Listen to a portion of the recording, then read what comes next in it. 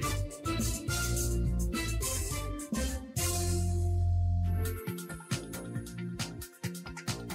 Seu direito.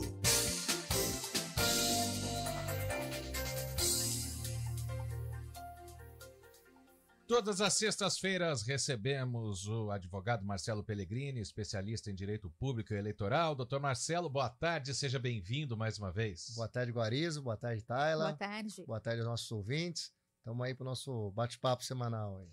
Vamos começar com uma das maiores chagas da política brasileira hoje em dia, as fake news.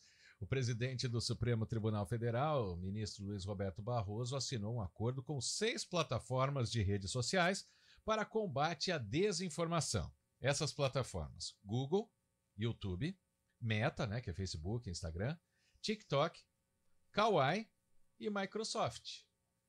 Não vi o X aqui do Elon Musk, o antigo Twitter, mas essa é uma história.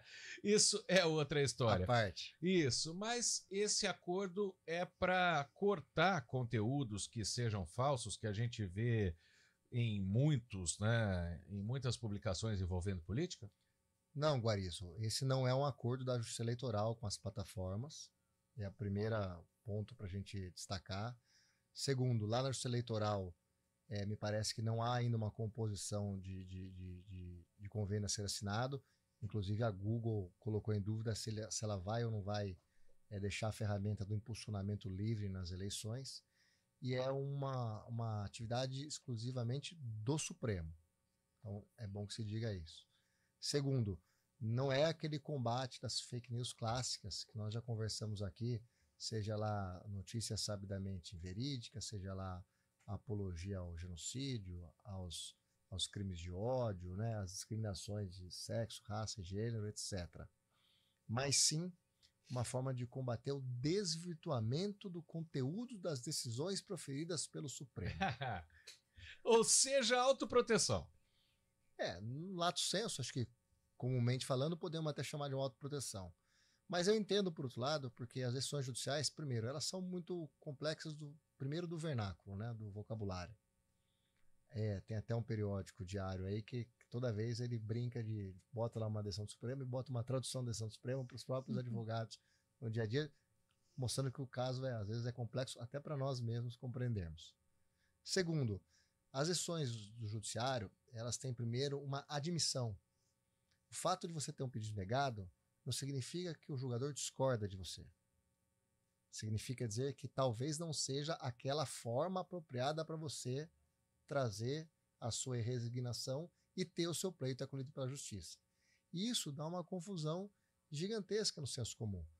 O Supremo, essa semana mesmo, essa questão da decisão suspendendo a aplicação de uma portaria do Conselho Nacional, Conselho Médico, CRM. CRM, exatamente, Conselho Regional de Medicina ou CNM, Conselho Nacional de Medicina? Eu acho que foi o nacional, Então, se interpretaram de maneira talvez equivocada o conteúdo da decisão. E assim em várias decisões. Algumas podem até resvalar no conteúdo eleitoral se forem tomadas no âmbito das ações constitucionais contra as resoluções eleitorais.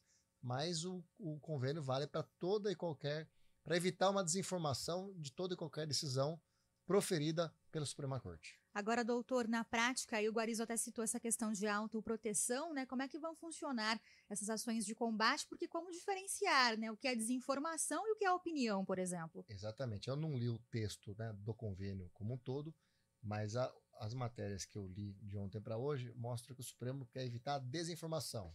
Então, a princípio, ele não quer doutrinar nem obrigar que você entenda desta forma ou daquela forma, mas sim quer trazer o tribunal mais próximo da cidadania, mais próximo da sociedade, para explicar o que o Supremo decidiu, o porquê ele decidiu e o que ele não decidiu. Porque assim como o legislativo, que tem o momento certo de fazer a lei ou não fazer a lei, ou esperar um tempo, o Supremo também tem isso, acolhe o seu pedido, não acolhe o seu pedido, ou para analisar o seu pedido tem que ser de outra forma que o caso chegue aqui na Corte.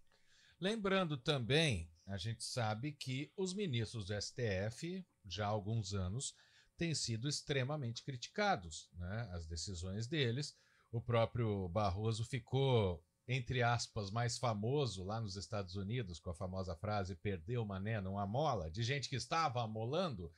né? E aí a questão das decisões que você citou, doutor Marcelo, mas também para a imagem dos próprios ministros, isso pode ter alguma diferença também, esse acordo? Hoje há uma preocupação da corte. Essa semana nós tivemos também uma discussão sobre gastos com segurança de ministros do Supremo, que repercutiu bastante na imprensa, porque o que você falou é verdade. Hoje um ministro ele não consegue, né, ir num local público e talvez não ser atacado. Uma coisa é você criticar a decisão, e aí faz parte da democracia, né? Criticar uma notícia aqui da imprensa, criticar de repente uma ação lá que eu proponho, criticar uma decisão do Supremo, absolutamente lícito, a gente já conversou sobre isso. O problema hoje é a agressividade excessiva, né? O vilipêndio que se tem às instituições e aos ministros da Suprema Corte. Pois é. Agora, doutor, vamos falar sobre um assunto que está dando polêmica até entre o Neymar e a Piovani, que é a tal da PEC das praias, né? A gente tem debates aí previstos sobre isso, sem data ainda para acontecer, mas o assunto já divide muitas opiniões na prática aí, o que prevê essa PEC. Olha, privatizar a praia, eu já posso dizer para vocês que é impossível, né? Esse é o debate comum, digamos assim, se ia privatizar ou não ia privatizar. Isso não pode acontecer. É a praia de Pitangueiras no Guarujá, não, né? Para ficar claro também, né? São algumas praias da Marinha, né? Mas são praias, são bens da União, né? Estão lá contidos lá nos territórios da Marinha. Eles são bens da União, estão lá indicados no artigo 20 e 21 da Constituição Federal como bens privativos da União, e eles não podem ser objeto de nenhum tipo de privatização. O que me parece que é um debate sobre a possibilidade de você empreender em algumas áreas de marinha, né, com ou sem retorno, de forma gratuita ou onerosa, enfim.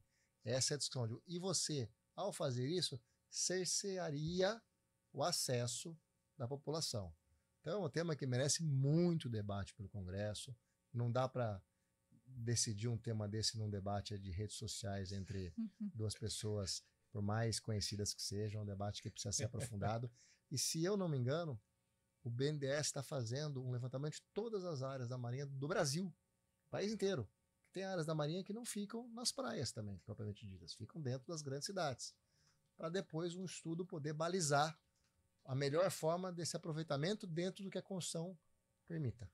Exato, porque, por exemplo, hoje tem áreas, quando a gente vai para o Nordeste, por exemplo, tem muitos resorts, mas aqui no estado de São Paulo, a gente tem também no litoral paulista, tem locais assim que são tidos como praias particulares de hotéis, mas não são porque qualquer cidadão pode entrar lá, né? Deveria. Mas na prática, né, isso acaba não acontecendo. Mas existe alguma portaria, por exemplo, se você vem caminhando pela orla e entrar na área de um hotel, você vai ser barrado? Em tese, você não pode ser barrado. Se você é barrado, você tem os remédios constitucionais exatamente para permitir a sua locomoção numa área que é pública. É que as pessoas acabam não fazendo isso, né? Por constrangimento, claro. e tudo mais. E aí causaria esse constrangimento também, porque pelo que se discute nessa ideia, por exemplo, se a Marinha vender esses terrenos para condomínios ou para resorts, aí essas áreas também vão ficar, entre aspas, proibidas, né? Permitidas, mas não mais hostis às pessoas, é isso? Não seria uma compra e venda como a gente está acostumado a fazer, porque a Constituição veda, seria uma cessão daquele espaço mediante uma reprimenda, uma contrapartida, mas, indiscutivelmente, teria mais uma barreira do acesso do cidadão ao bem público praia. Na prática, é como se fosse uma concessão para que essa empresa ou pessoa administre, né, essa praia e faça a manutenção também de ecossistema, exato, preservação e tudo mais, né, exato, doutor? Acho que essa é a ideia macro, que precisa ser melhor debatida.